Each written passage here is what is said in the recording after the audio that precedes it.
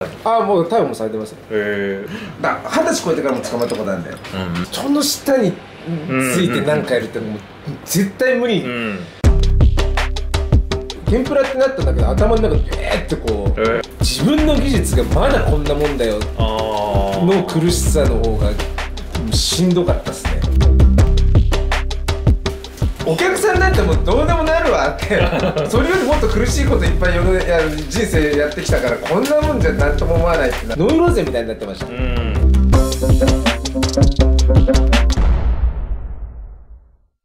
名前は、西村新作です。はい。で、出身が長野県長野市。長野市です。学生時代の話とか聞いてもいいですか？全然いいですよ。使える話で。使える話。はい。どんな学生だったんでしょう？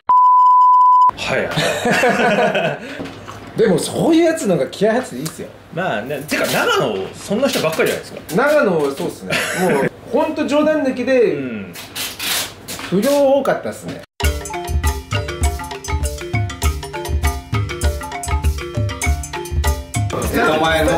なんで江戸前新作なの？そもそも天ぷらって名前つけれなくて、何もつけずそのままで本当は天ぷら新作にしたかったんですけど、オーナーが味付けでございます。近所の天ぷら屋さんがあるから付き合いがあるから、天ぷらって名前まずつけないでくれって言われて。そうなんだ。まあ天ぷらって言ったら江戸前料理だからで、それで江戸前ってつけたんですよ。初めて知ったその。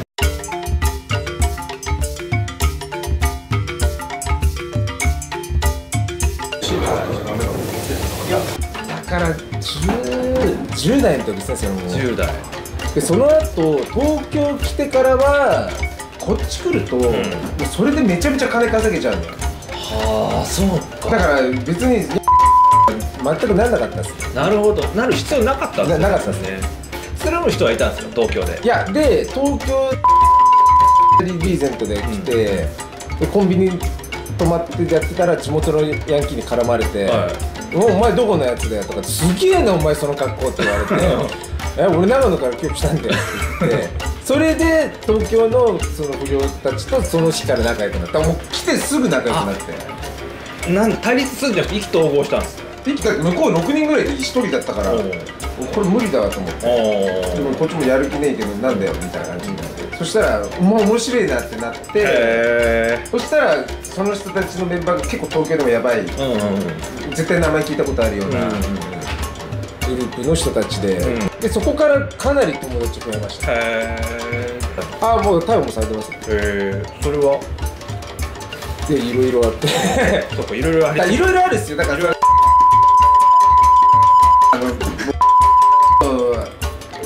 20歳超えてからも捕まったことあるんだよ。まあでもそれはやめようって思ったきっかけがあるわけですよね、自分で。いやもうこのまんまじゃ本当ダメだな、27ぐらいで一回それでまあもうこの仕事は足洗おうと思ったんですよ、その時にいい加減。だけど27ぐらいになってもう先がないなっていうか、本当にどっちかがいいなと思ったんですよ。もう完全にこの先の真っ黒なところ、で自分らの周りもそれこそ分かれたんですよ。自分は料理でまっとうに行くって言ったんですけど、それこそ完全に組織名とかも言っていいんですか？もう P やるんで、の一番最近の頭の人は自分が一緒に連れてました。だったんですけど、自分は料理やってて、でその人たちはもうみんなそっち方面行っちゃったんですけど、まあ自分はもうまっとうな方でちゃんと仕事しようと思って、それが27の時。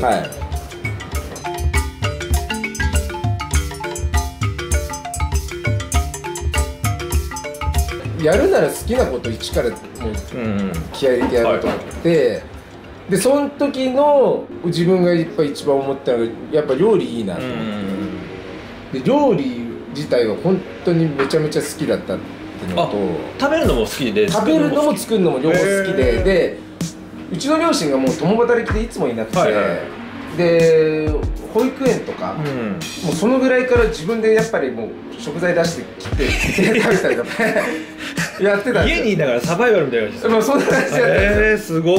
本当に親だからもう帰ってきても夜7時ぐらいとかだったんでもうお腹空いちゃうじゃないですか。で保育園はまだ多少遅くなって迎えに来てくれるんですけど、小学校になったらもう結構放置だったんで、マジか。で自分でやったりとかして、でそうすることでやっぱり料理作るの面白いなっていうのは分かってたんで、いいなと思って、これ仕事にしたらめちゃめちゃやる気出せんなと思って、完全にもうそういう人たちから足を洗ったってわけじゃないですけど、完全にもう方向転換ガシッてやっても一切合わなくなって切り替えて、もうそっちの方には絡むつもりは全くないみたいな。友達としてはいいけど、もうそっちのと一緒に絡むことはない。でも本当に昔から親からも病気だ病気だってずっと言われてました。だからいや本当に授業も受けないし、野球クラブとか入ってもでもじっと知らない限り問題事起こすから、そしたらもううちじゃ使えないって言って真面目なアンチと一緒に辞めさせられて、で長野で一番怖い授業があるからっつって、昔本庄中入部があってから誰に言ったかあれを持ってるんですよ。本庄中入部寺で勉強するんですよ。でなんか1週間でその先生にもうちじゃもう使えないですやめさせられたんですよ。戦力外通告お店にどっか修行に入るとかそういう感じになるんですか？だからこの性格がもっと問題なんですけど、人の下について何かやるってもう絶対無理、もう分かってたんですよ昔。だからそのやめたのもそれが結構きっかけだったんで、なんか上から指示されるのが嫌だ。嫌なんですよ。もうそれが言うこと聞けないんで。分かるわ。そうだけど一回頑張ってやろうかなと思ってやったんですけど、でも結局やっぱもう自分がもう一方的に切れてやめて。それは天ぷら屋さん？いやそれはいやなんかいろんな飲食店やりましたよ。結局揉めてやめて揉めてやめてみたいなばっかりで、でもこれダメだと思って、こんなんじゃ何の勉強にもなんないと思って、その修行はしないで自分で食べ歩きをしたりとか、あともうほんと毎日貸し行って、魚買って勉強して、あと図書館とか行って、その料理の科学を勉強しようと思って。その時期ってなんか天ぷら一本絞るとかそういう感じじゃなくて、料理を学ぶっていう。まずはそう料理を始めようってなんかね、フレンチ勉強してたんですけど、めちゃめちゃ魅力的なある料理法だし、こだわればこだわるほど本当に美味しくなる感覚あったんで、まあ楽しいんですけどちょっと自分と違うかな。和食もでも結局同じような感覚になって、なんか自分の性格上何か一つの技法をめちゃくちゃ深く掘り下げるって方が自分に合うっていうか、そっちの方がもうなんつうの本能的に合ってるみたいな感覚で分かって、天ぷらかなと思ったらもうなんかその天ぷらってなったんだけど、頭の中でベーってこうアドレナリンみたいなの出て、あこれはいいかもみたいな。だから直感的に天ぷらなんですね。そうもう感覚的にビビってきて、おっと思って、それで今度は天ぷら屋さんいろいろ食べ行こうと思って、であまりにも親からも言われるし嫁からも言われるし、病気だよって一回病院行ったんですよ。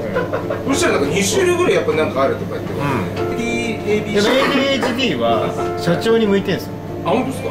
いろんなことずっとできるから社長に多いんですよ。そう多分そういうタイプだと思います。だけどあげるのはずっとできるのはなんでなんですか？それはあげることはずっとそこにいるわけじゃないですか。それは耐えられるんですか？そうじっと多動症ではないってことですよね。要はこのスペースにいられる。いやでも結構こうやってやってますよ。いや急にやりだしてる。でも俺ずっとちょこちょこ仕込み中ずっと言ってずっとしゃべりかけてルールずっとしてます。でも ADHD なのかもしれないですね。AB なんとかとか2つぐらいあります。それはもう個性ですから。昔は分からなかったんですよ。それがミシュラン取れるからいいじゃないですかって話ですよ。いやそっちの方が取れるんですよ。そっちの方がむしろね。で IQ 検査しようとかって言ったら2回受けたんですよ。で初めて受けた時129あった。で年明けもやって136なんですよ。病院で。だからそれがあるから障害あってねうまくいってるんだと。なるほどね。知り合いがその老舗だけど三河ってお店あるからって言って、あそこ食べたらって話になって、でもなんか食べ行ったらって言ったら行きたくなくなっちゃうせいかかるんでめんどくさいんですよ。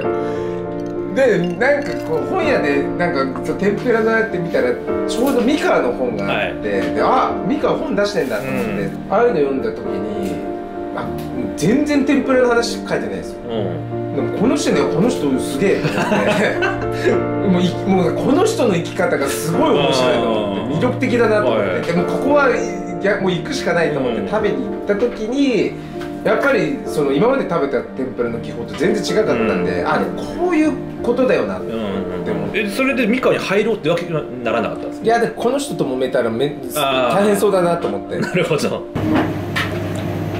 じゃあ指の頭に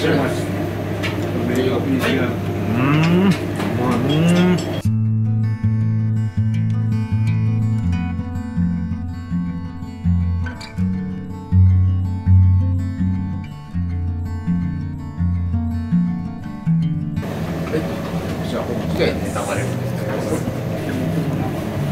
はい、じゃあホッキ貝だとそっからはもう本当毎週やっぱり食べ行って、でもうとにかく使ってる道具、油の種類、衣のバランス、温度帯、火入れの加減とかを食べに行ったらもう家持ち帰って自分でそれと同じ音になるように家でやるんですね。家でやってました。で調整して、でそれを本当に毎度行くたびに全部それどの加減なんだろう、どのバランスなんだろうっていうのをやってる。聞くんですか？その聞きます。どうですか？いや聞かないです、聞かないです。音を聞く。音でその時の音を覚えて。そうはあ。鍋の手元って一番常連の席しか見えなくて、自分なんかそこ到底座らせてもらってなかったんで、とにかく衣のこのドロッとした感じをこうやって持ち上げた時のやつで、卵どのくらい、水どのくらい、粉の量どのくらいで、食べた時の歯触りでも卵がこんな感じかとかを研究して、でさらにその粉と卵と水のバランスで音の出方も全然変わるんで、しかも同じ180度でもそのバランスで音の出方全部違うんで、そういうのも全部研究して、こうか、こうだとかまさか早乙女さんもそんな感じで来てると思って全然思ってないですよ。全く思ってなかったです。めちゃめちゃ技盗もうとしてるやつ。27ぐらいから31でも店出したんで、4年3、4年ぐらいですかね。3、4年じゃあその期間続いたんです。勉強ももう勉強で、修行はせず、食材の勉強、天ぷらの勉強と、あととにかく味覚、いろんな食べ物知りたかったんで、いろいろ食べ行きましたね。その間はバイトしてましたね。それはどういうバイトだったんですか？なんか不動産の手伝いとか。それはもう真っ当なお仕事ですね。もちろん真っ当ですよ。全然真っ当なことです。だからさっき言ったじゃん。もう完全に足洗ってこっちに行ったんで。黒い天ぷら屋がとって。まさか。白川でございます。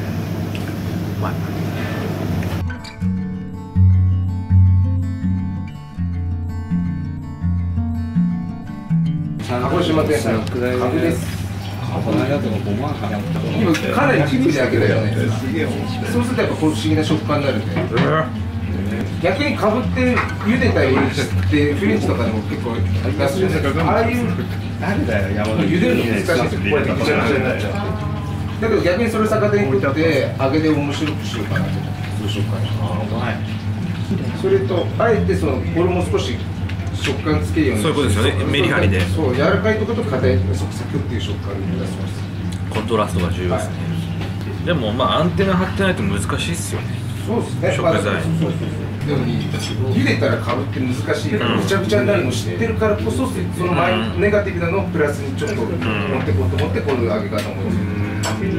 料理人を目指すって時点でもう自分の店を出すがもう大前提だったんで、金集めとでビジネスで自分で始めるっても全然分かんなすぎたんで、だからまあ知り合いのなんかやったことあるような経営者の人たちとも相談したりとか、なんかじゃあいろんな巡り合わせがあって本郷3丁目で、そう31の時に開業。ほう。オープンしたての時どうでした？いや苦しかったですね。自分の技術がまだこんなもんだよの苦しさの方がしんどかったですね。お客さんなんてもうどうでもなるわってそれよりもっと苦しいこといっぱい人生やってきたからこんなもんじゃ何とも思わないってなってて、それよりやっぱり自分が理想としてるものには到底追いつかないのにもうもどかしいし、毎日もう悩むっていうかもうノイローゼみたいになってましたね。でもだけど自分でお店やって寝る時間もないし、全部仕込みも掃除も全部自分でやってたんで。一人やったんですか？全部一人です。バイトもなしです。あ、最初奥さんいたんだ。はい。で2月に子供生まれてもそこからもう手伝いできなくなって、そこからもう4年半ぐらいはずっと一人でやってましたね。バイトなしで。バイトなしで。はい。お店の業務だけだったらまだいいんですけど、自分のこの性格もその日納得いかなかったやつを解決して次の日に挑みたいですよ。なんかこの引っかかる部分を持ち越して次の日に持ってきたくなかったんで、だからお客さん用に次の日のお客さん用に入れた食材も全部営業割で上げて、もう夜中の3時ぐらいまで練習して、でそこからまた片付け始めて、だから本当に1日睡眠時間2,3時間ぐらい、でも朝8時ぐらいからまた仕込み始めて、その日にちゃんと解決するんですか？一応解決させます。こういうことなんだっていうのは自分なりのロジックが。はい、させます。もう絶対そう、もう気持ち悪いまんまじゃ終わらしたくないんで、必ずあげるたびにその答えを出して少しずつ埋めてって、なんとか自分が納得するところまで調整して持ってきます。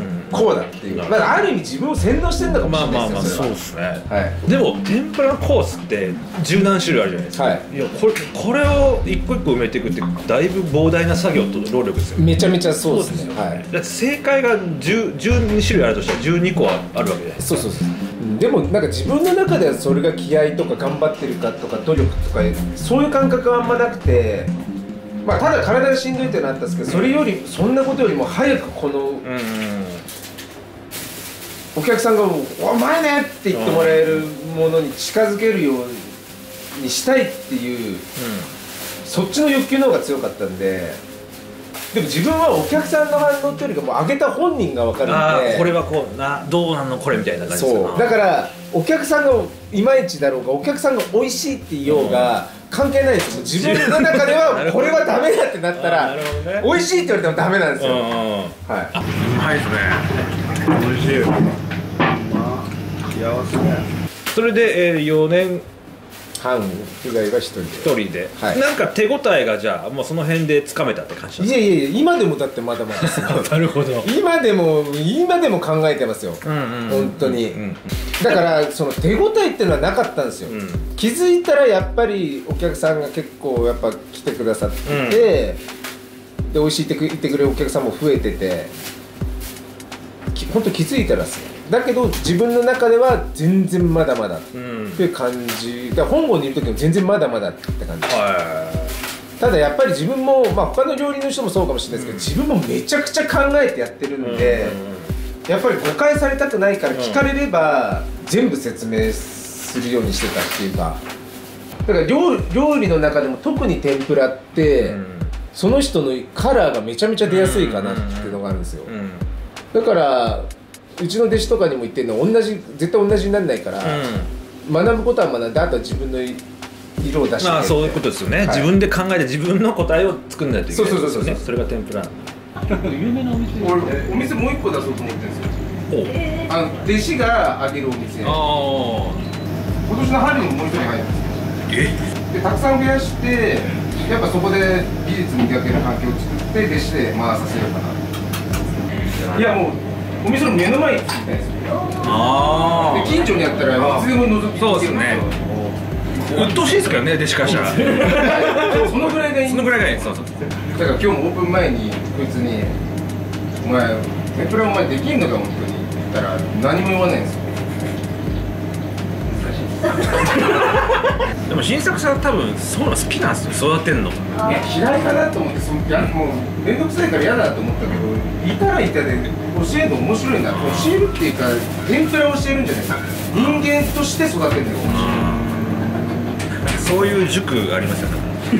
仕事使うと。天ぷら難しいっすよ。難しいっすよ絶対。人間性が全部出ちゃう。中身が空っぽな人間とか、もう芯が弱い人間とかっていうのは全部ここに出ちゃう。確かにそうだ。あ、そうだ。三河のお弟子さん全員違うから味が。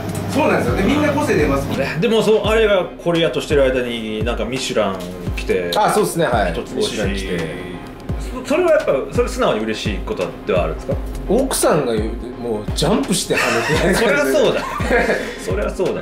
で自分もふざけて冗談でふざけてポスト見てミシュランから手紙来ねえんだったからふざけてやってたらふざけてそれ急に本当に入ってた時があれとかなってびっくりしました。まあでもご家族は喜びますよね。めちゃくちゃ喜びましたね。いや親なんて何それって言われちゃいましたから何ミシュランってで、うちの兄弟はめちゃめちゃ喜んでるんですよ。やっぱり同世代だからミシュランって言ったらわーってなるじゃないですか。うちの両親なんてもうなんだよそれになっちゃって全然喜んでないし、なんだよ疑いみたいな感じでなんだそんな変なのみたいな感じで、だから乗ったら周りの反応がすごいから急に手のひら返して「おお前すごいじゃねえか」って。いやいや、そういうもんですよ多分ね。そうですね。でもミシュランに関してはまあやっぱり最初嬉しかったです。すごい。まあもちろん今でも感謝してますし、先ほどしてもらえば。だからなんか最初猫かぶってた。本当に猫かぶってて。あれメガネはブランディングですか？あ、ガチャメなんで。でコンタクト合わなくて。この仕事でもうガチャメなんていうのでやったんで。軽くていい。そういう風にやってたら先輩が一回食べに来て。気持ち悪いよって一人だからって。あれ本郷3丁目からこっちに移った理由って何ですか？あ、もっといい仕事をしたいから。さすがに環境悪すぎて。何がどうだったんですか？冷蔵施設がまず全然ダメだったですね。車エビとかアナゴとかってやっぱりものすごいデリケートなんで、そういう魚たちもいい環境でこうお店に置いておきたいっていうのもあったんで、やっぱりそういう魚のためと本当は弟子は入れるつもり全然なかったんですけど、まあ、従業員入れて自分がより天ぷらに集中できる環境。なるほどね。はい。中野、はい、お前あれだ、IKKOさんのファンだろお前。握手してもらえよお前。IKKOさんの動画見て俺役に立ってんじゃん。そうだからここつなげてくれたもう感謝ですよね。そんなくらいで今、何年目ですか？ 8年ですね今うち開業して。ああ、なるほど。はい。でめでたくまたむしろもううちなんかで余計7年連続。はい。すごいっすね。だからあんなまずかったのになんでうちなんか載せたんだろうと思って今日みたいです。ちょうど今日夢見たんですよ。もう仕込み間に合わなくてもうお客さん待たしちゃって、で本郷の時にやっぱそのトラウマみたいになってるんですよ。もうとにかく一生懸命やっても全然進まなくて、でも今日まさにさっきタイムで見ました夢。これね、いろんな職人に僕インタビューしてるんですけど、みんなそう。やっぱ自分で独立して自分が長になってる人はみんなそうだし、あと山行きの社長も毎日マグロ夢見る。やっぱそうですよね。常になんかとらわれてるんですよ。そうですね。お客さんたちが自分がこれが100これが正解ってなったらそれが正解なんだろうけど、多分自分らみたいな人間ってそうなれないんですよね。永遠と多分なんかを追い続けるっていうか、常に本当に日々考えてます。クリエイターは絶対満足しちゃいけないっていうからね。はい。そっかそっか。毎日あげてても毎日これまたこうした方が絶対本当にそうなんだ。毎日思います。毎日。ただいつか農業やりたいなと思って。いやこれもずっと結構前から言ってるんですけど、長野とかで。いや北海道でやりたいです。北海道で。北海道結構毎年知ってるんですけど、北海道は野菜作る。野菜作りたいですね。あと米野菜、あとワイン用のブドウを作りたいんですよ。扱ってる現在の量のものを作る方に行きたいな。そうはい、もう末端の方行きたいです。はあ。天ぷらもやります。決まってます。天ぷらも2度間。だって仕入れしててなんだよって、もう本当に魚含めてもう本当に納得いくもの揃えるのってやっぱ大変だし、でもいいもの入った時ってめちゃくちゃやっぱ嬉しいし、テンション上がるんで、野菜とかも特にそうですし、だからで本当に野菜ってめちゃくちゃパワフルなものはすごいじゃないですか。からそういうの作りたいなとか思ってて。こちらしいたけです。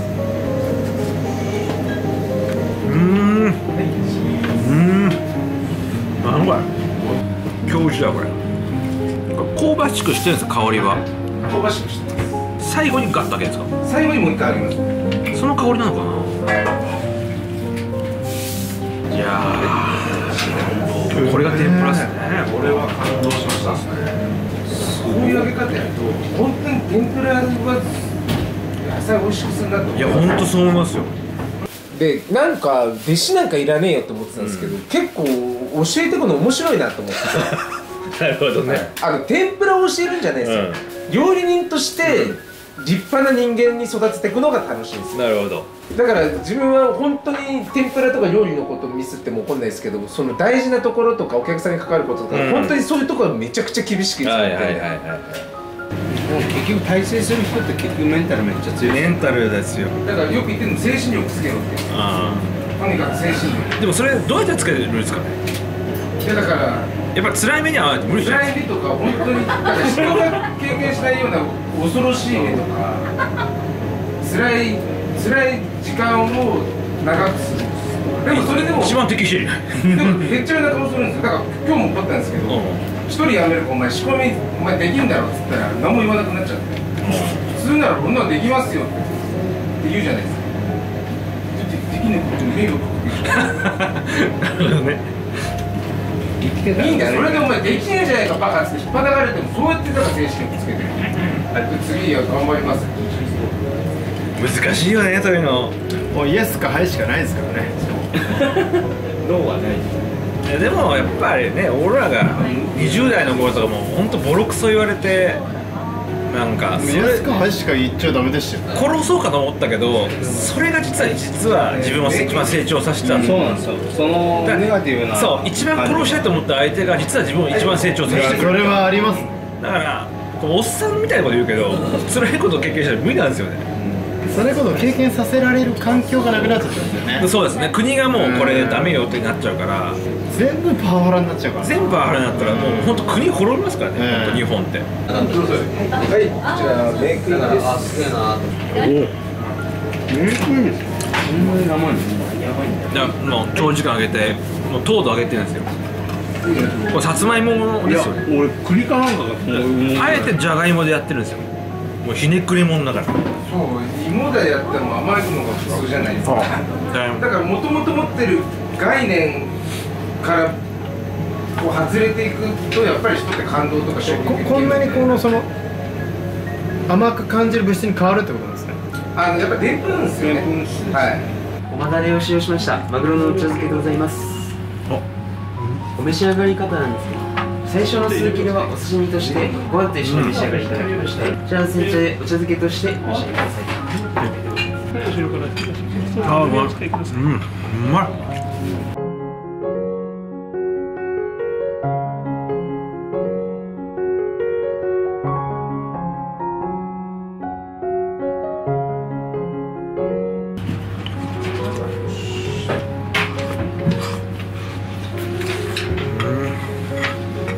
本当先輩に自分なんか正面こうやって後ろからかけられたりしますよ。こんなん普通ですから。いやそれ普通じゃない。それ普通じゃない。いや先輩だってうちの親父にもこうやって正面かけて。それ普通じゃない。もはや犯罪だ。俺ゲロ鍋食わされたことあるんですよ。それきついっすね。全然参考になんねえよ。俺食えるじゃん。七味とかこうやって並べられて、お前鼻から吸えとかってやって鼻から吸ったら鼻ブワーって話しててよかった。そういう時代じゃないですか。もう先輩がやれっつったらやれよって。正面ビールって飲まされてましたよね。どんなところで育ってるんですか。いやいや2人だけ違うから。今だからそういう人いないんですかね。いないです。いないでしょうね。だから焼き入れてやっぱそうやって毛幅ありがたいなと思います。膝切ってこうやってやると痛いなんですよ。で今急所外しといてやってよとかって言われて、こうやると痛くないんだとか。ああそうだよね。痛みは分からないできないからそれ。でも見るからに彼はもうカラーがちょっと違うから。なんかでもこういうタイプがここにいると珍しいよね。なんでうち来たの？あ、でもそう1個それはもう1個さ1回も握手求められてなんかやめないでほしいな。だけどあとこれでもう何年か経ったらもっとバシッという芯の太いこういう人間になってくれたらいいなって、そういう楽しさもあるんで、そういう場所も作りたいなと思ってて、白新作になったわけですね。いやー、白なんですかねいや、良かったですよ。でもね、わかりました。ありがとうございます。とんでもない。はい、すみません、ありがとうございました。ありがとうございます。